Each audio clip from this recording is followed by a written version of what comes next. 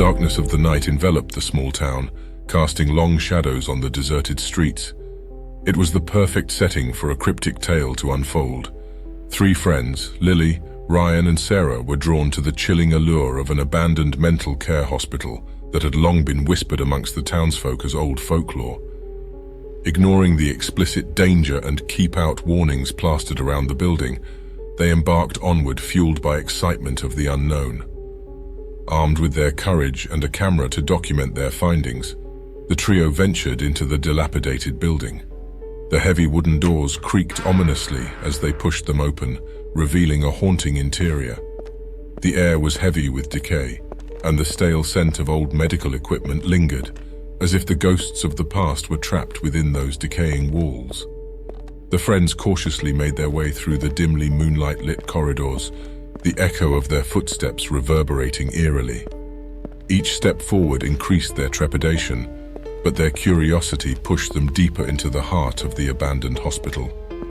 The moon's light trickled in from the barred windows, casting eerie shadows on the peeling wallpaper and framed photos, revealing glimpses of long-forgotten staff, stained in blood. As they explored further, the stench of iron filled their noses as they stumbled upon a gruesome sight. In a small room, they discovered the decrepit, lifeless bodies of the doctors who had once cared for the patients. Blood adorned the walls, papers lay scattered under overturned hospital beds, a harrowing tale of violence and despair unraveled before them. Panic welled up within them as the realization hit them like a chilling gust of wind.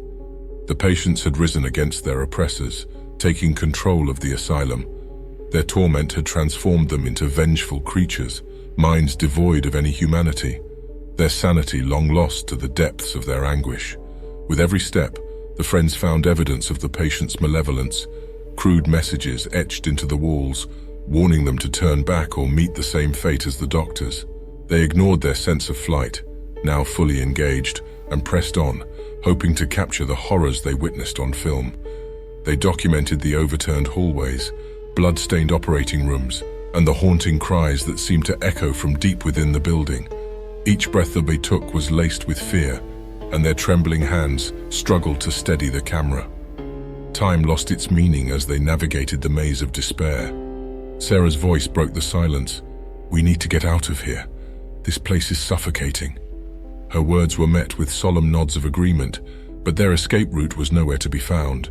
The once familiar hallways had twisted and turned, leading them deeper into the asylum's heart. As they desperately searched for an exit, eerie pale bodies began to creep from the shadowy crevices of the building.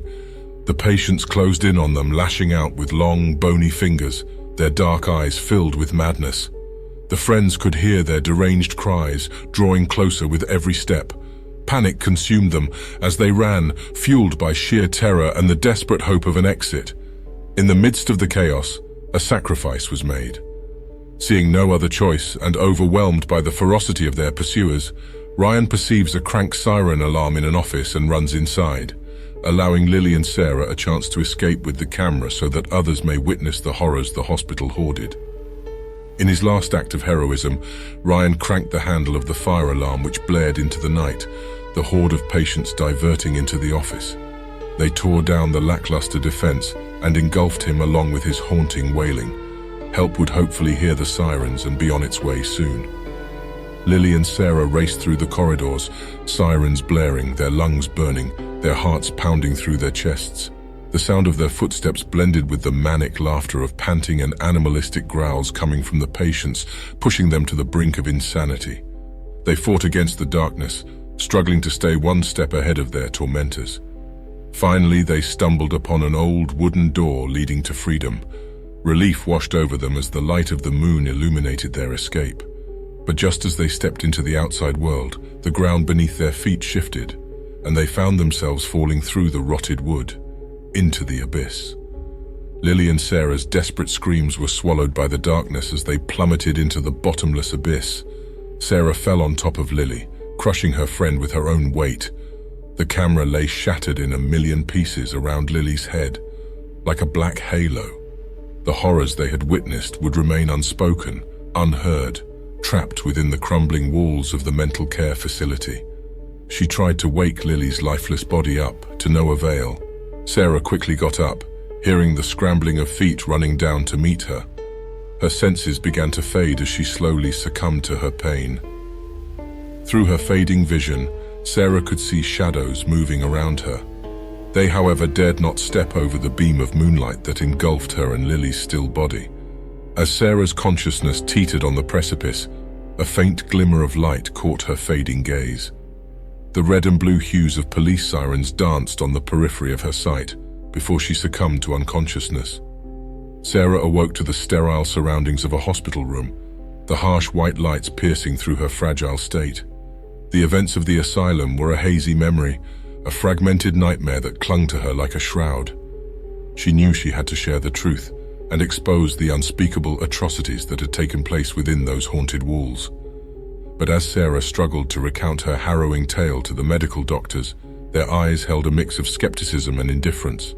They dismissed her accounts as delusions, the ravings of someone capable of killing her two friends. Ignoring her pleas for justice, they declared her mentally unstable and unfit to return to society. And so Sarah found herself locked once more within the confines of a mental institution, her voice silenced, her truth buried by dismissive doctors. And so, the tale of the three friends who dared to explore the abandoned mental care hospital became a legend, a cautionary tale whispered among the townspeople.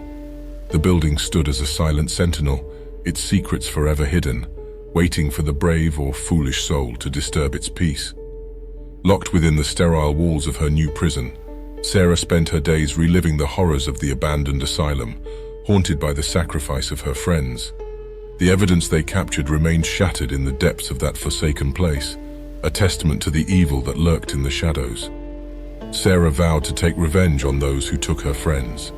Unbeknownst to her, Sarah's story garnered notoriety and even managed to wriggle its way into the other patients' minds, her tales brewing revolt and hate once more.